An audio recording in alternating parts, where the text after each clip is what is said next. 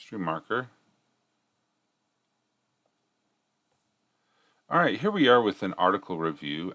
James's article here of Adjacent 3. Okay, so we have.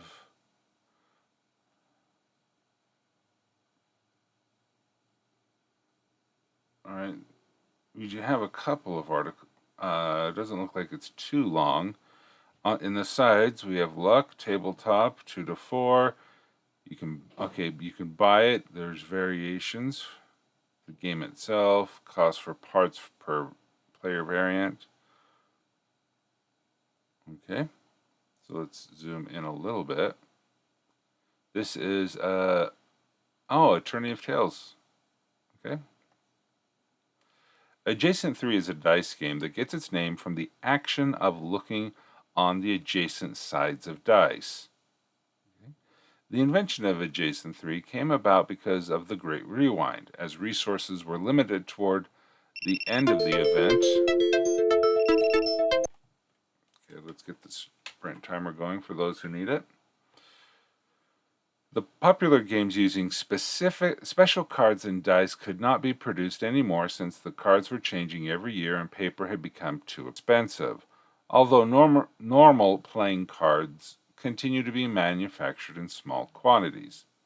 That's an interesting observation you're making with your world, that I guess games like Pokemon, games like Magic the Gathering, or other collectible card games are going out of fashion because of the sheer cost of creating the cards.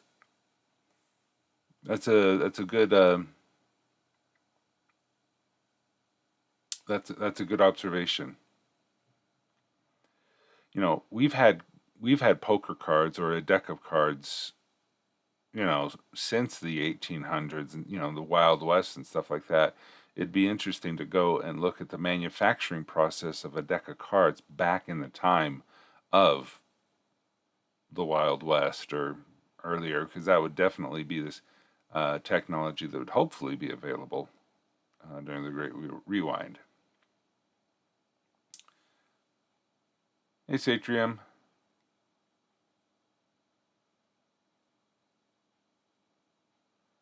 Oh yeah, yeah, and I agree with you not wanting to mention the gaming, like Magic the Gathering or such. That's a good point.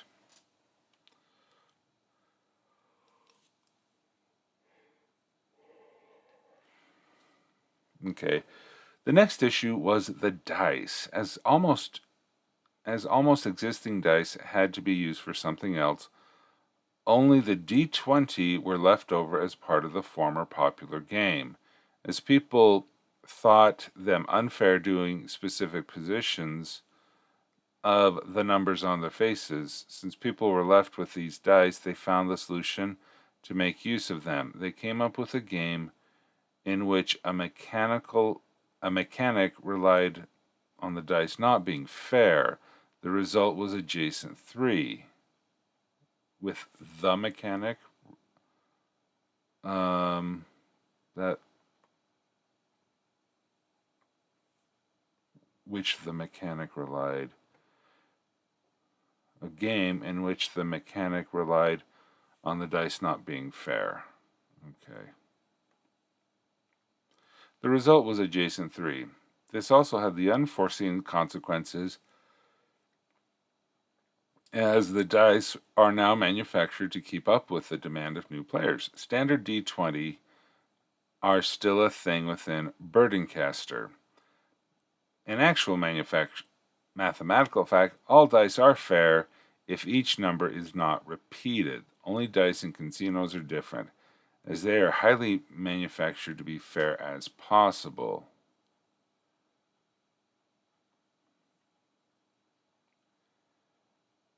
See, they came up with a. They came up with a game mechanic which relied on dice not being fair.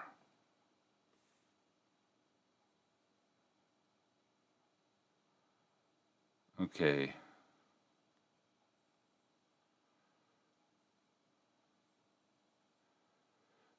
Adjacent 3 comes in a bag containing a card measuring 6 by 4. One side of the card tells the purchaser the name of the game and gives a brief description of it. On the other side is what is needed to play the game as well as its rules. The bag has the side showing the rules covered to make the purchase more likely. The game pieces are not included. It is assumed that the future players or their parents or caregivers have the pieces already. If they don't, the game store will also sell the pieces relatively cheaply. Okay, now I know here that you're using a 6 by 4 using inches. In your Great Rewind, I'm wondering which measuring system prevailed, because UK you use metric, and so why would you use something that was so friendly to the imperial system of inches, but not to the metric system, which is the system that's currently being used today? I mean, wouldn't this could be like a, I don't know, one of the A numbers, like A1 or A2 type of card? I watched a YouTube video explaining A4, A5, and all that, and I found it fascinating. Could this just be an A1 card, and then put the description of it afterwards?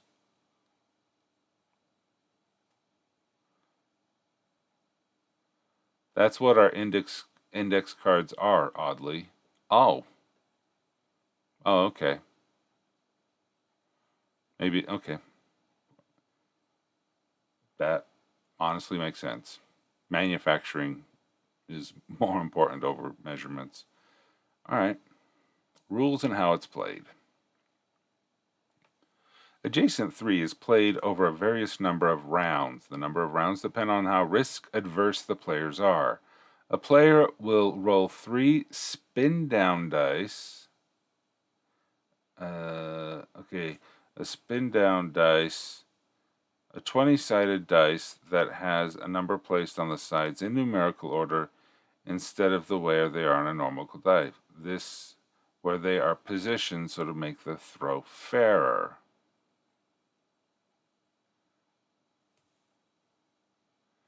Paper size standards are still weird all over Europe. Yes, we have the whole A4, A5, and so on, but there are also some weird formats around as well. Oh, okay.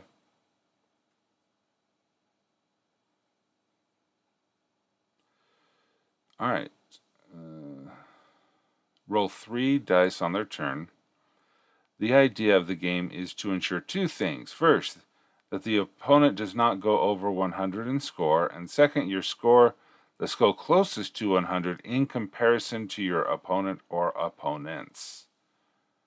Okay, divide your notebook page into vertically. The left side will be your roll. The right side is for a round where you get a 20 or runs, regardless of how many in your cumulative total. On your turn, roll all 3 dice. If you roll a 20 or a symbol on one or more of your dice, if you didn't roll a 20 or a symbol, skip this step. You'll keep the sum of the other 2 dice, the dice that did not show 20. You also get a free roll during which you can keep the score from the 2 lowest dice. At the end of your turn, count up what your cumulative score is. You may choose to end the game with your score.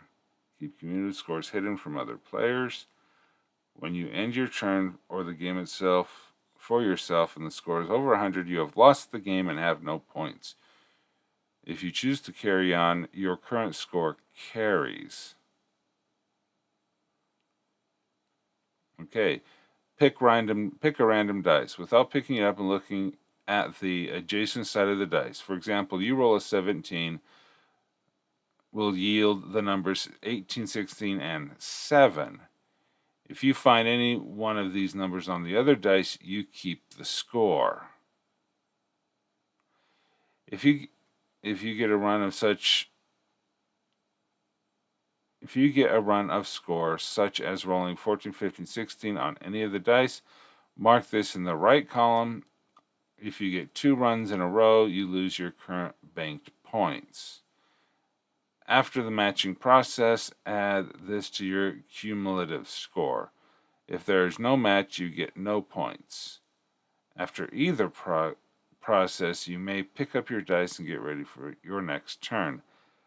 At the end of the game, the player who is nearest 100 in score without going over wins. Okay. Is this a gambling game? Since this is a gambling game, it is played in taverns. It is only in much shadier taverns that gambling with new sovereigns is allowed.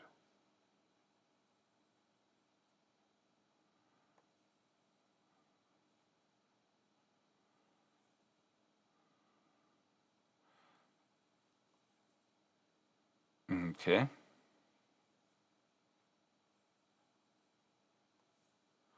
All right, so let's go. I don't have. Where are my dice? I don't have 3d20s. That doesn't sound good. Nope. They all spilled out. I just have a standard set of the 7 dice, which is now all spilled all over the place. In a place I can't see because my desk is a mess.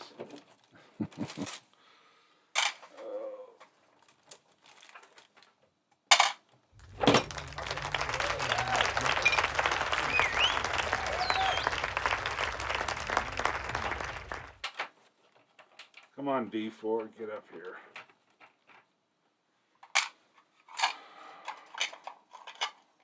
Okay, so there's my D20.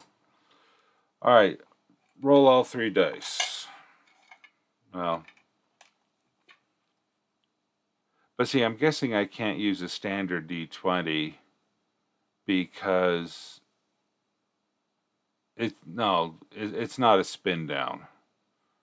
From your description here, that you have your spin down dice.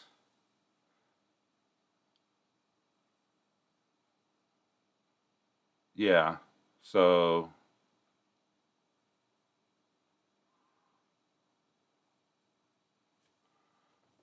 okay. I'm just wanting to see if the game makes sense, because I think your article is well structured. Um,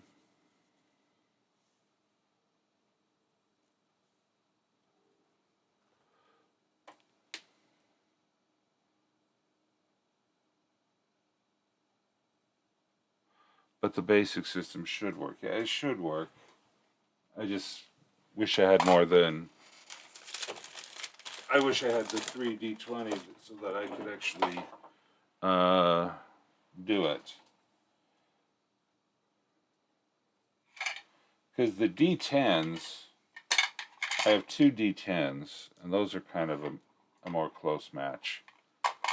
Okay, let's go back into this. Divide your. Okay.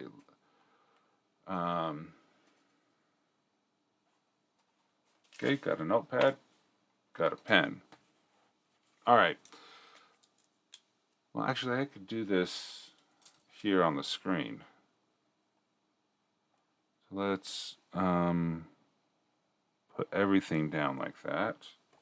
And now bring back that. Okay, and let's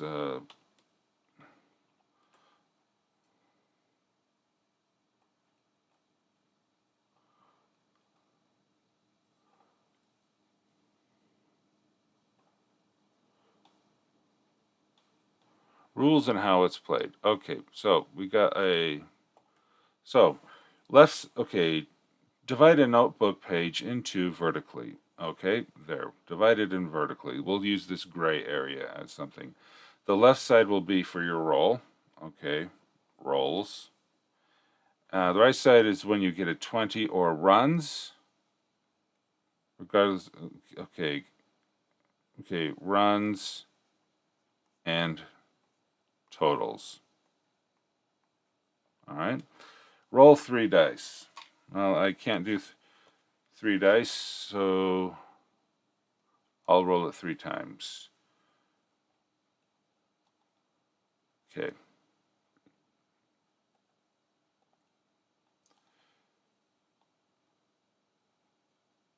All right, let me zoom this out one more time. I should be able to now see all of the rolls at the same time. Google has a dice roller. Done.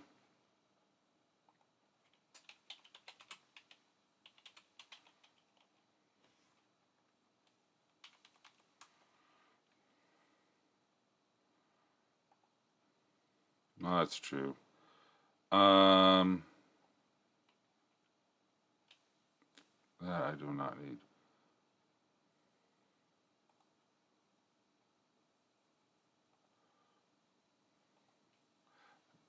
How do you use it?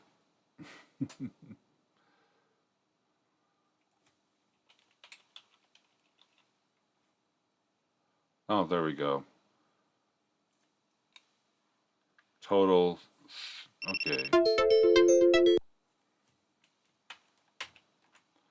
All right, so let's get.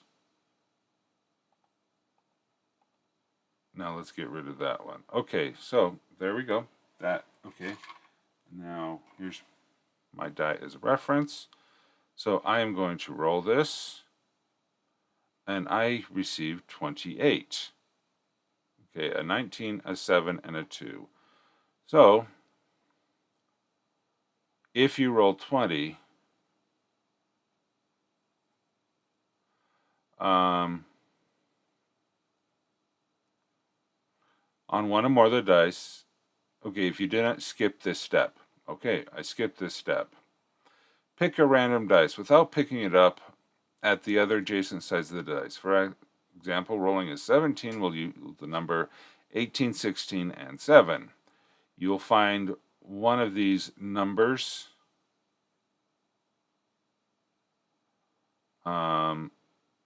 If you find one of these numbers on the other dice, you keep the score. Okay, so I have a, let's see, I'm going to pick 19. Okay, the other 3 numbers are 3, 9, and 1. Okay, so I don't have a 3, 9, or 1.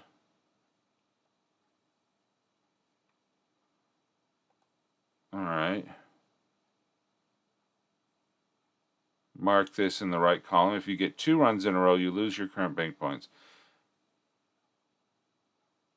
Okay, pick a random dice. Without picking it up, look at the adjacent sides of that dice. For a number rolling a 17 will yield 18, 16, and 7. You'll find those numbers on the other. You keep the score. Okay, I add this to your cumulative score. So it looks like to me, since I picked 19 and I don't have a 7 or 2, that I get nothing. Okay, so I have.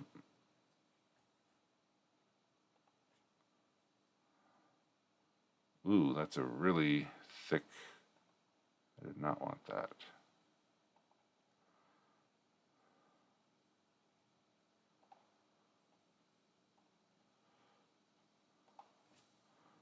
Okay, so I got a 19, I got a 7, I got a 2, and okay, so 19 I get nothing. For a 2 I get nothing, and for a 7 I get nothing. So after that roll I get 0 points. Okay, so let's roll again.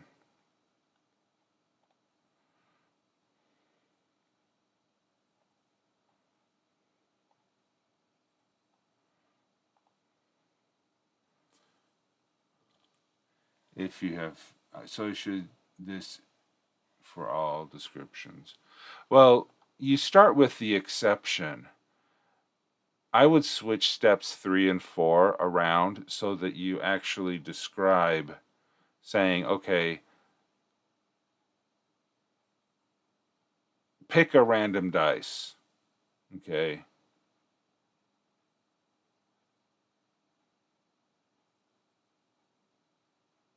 All right. So, because that would make sense. So I rolled, here I rolled a 9, a 9, and a 14. Now I'm not gonna pick a random one because I understand that, but because I'm looking at the 9 rolling around. That's a 9. Okay, so the 9 has a 6, 11, and 19, and the 14 has 4, 6, and 20. So again, I get 0 points. Regardless of which one I would have rolled, I would have received 0 points. Okay. So we have 6, 14, and 2. Let's see, look at a 6. Aha! Okay, so a 6 and a 14 are a match. So if I pick the 6, and then the 14 matches the 6, and then the 2 matches nothing. Okay, so I would learn using a standard D20 that 6s and 14s are a good match, and that if I ever get a 6 and a 14, I should pick the 6 because now I get 14 points. Is that right, James? I only get the 14 points because that's the only match that wins.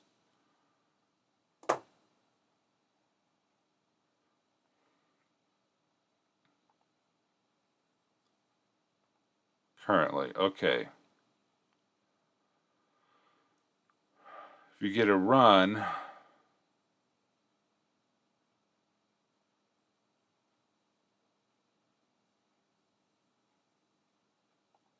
all right, so let me, oh, darn it. No, I didn't want that. I want to, okay, so I'm going to roll this. 17, 10, and 2. I have a 17, 10, and 8. Sorry, 17, 10, all right. A 17 has a 10, 7, 3, a 10. Ooh, so a 10, 17, so 17 and 10 match. Well, a 10 matches 17 and 8. So, since the 10, if I select the 10, I get the 17 and the 8, which is 25. 25 points for that roll, and then adding it to the 14 is my score is now 39. This is kind of cool.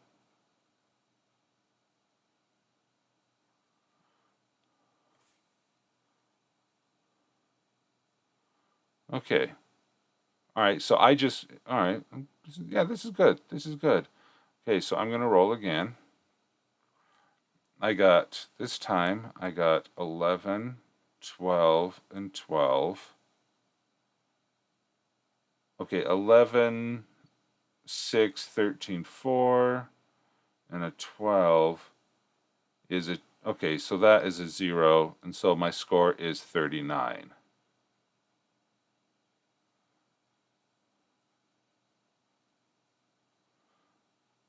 You could say I want to stop there, but others might beat your score.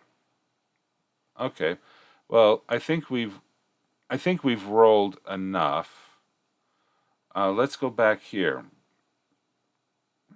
You pick up at the end of the game, the player who is nearest to 100 in score without going over the score wins. Okay, so I got a 39. Someone else, after 5 rolls, could have had a higher number or a lower number.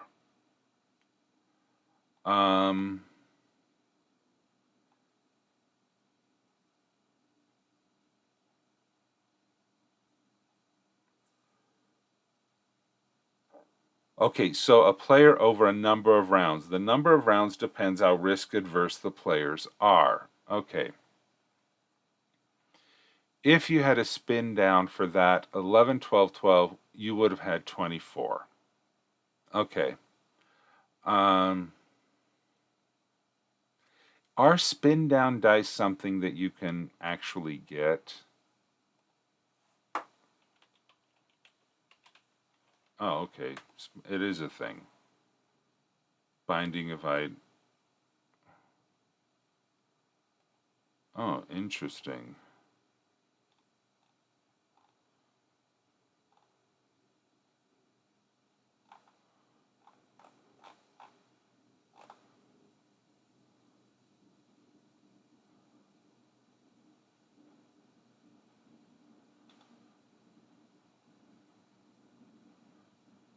Okay, so spin. Okay, so a spin down dice is a common thing for Magic the Gathering, not for role playing games. Okay, well, that makes sense. Because they're used as counters in games as opposed to. Because it's easier just to kind of roll it over and do a counting thing. Ah, okay. Well, that makes sense. Okay, I never had heard the term. I've not played Magic the Gathering. But yeah, okay, that makes sense. So spin down because uh,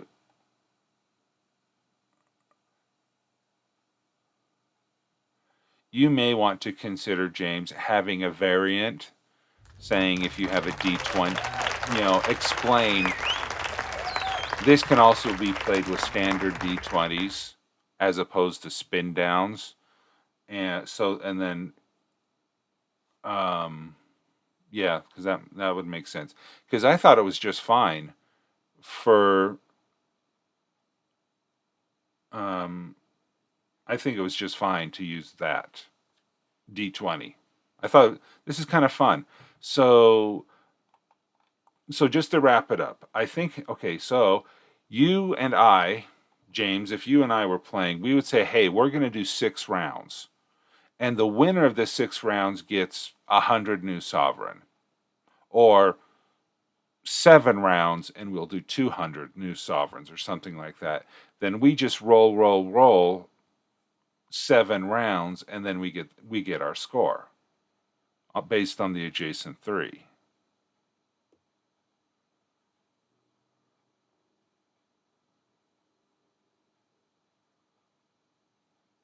Yeah, so a higher stakes, like if you did 10 rounds, the likelihood of you going over 100 is extremely high.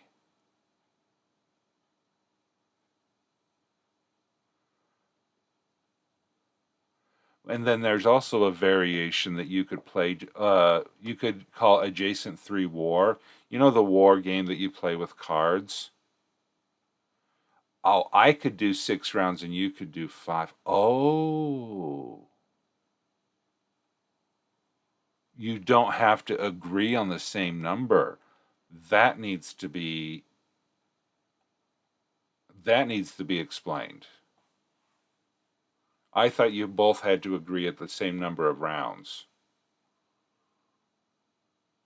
So if you did 2, you may end up like what I had with 0.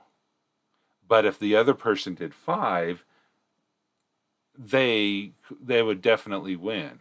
So it's basically blackjack. Yeah. How many cards do you get in blackjack? You can get how many hits are you going to take? And you have to determine the number of cards that you want to take before you get any. Interesting.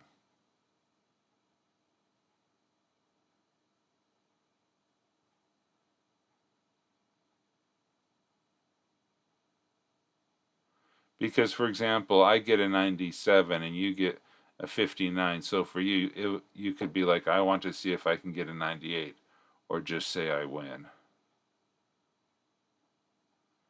Okay, so to wrap this up, we're getting a little uh, late on time and we're about to start another sprint. I love the concept of figuring out the numbers and the adjacent 3 concept of the matching of the numbers. So if like I'm looking at the 13, the 11, the 1, and the 5 are the match. I really like that idea. I think there's a lot of variations that you could have on the game of the adjacent 3 that you could do, much like there's a lot of variations of games that you could play with a standard deck of cards. I think this concept it's a fun concept of just rolling numbers, and then based on the variation you want to do, like I could play war, like here, like I would roll, and then my kid could roll, and there's the 22, and then there's the 25, and you do the matching. Whoever has the higher after one round wins that round, and you go to see who can win who can get to 10 rounds first, type thing.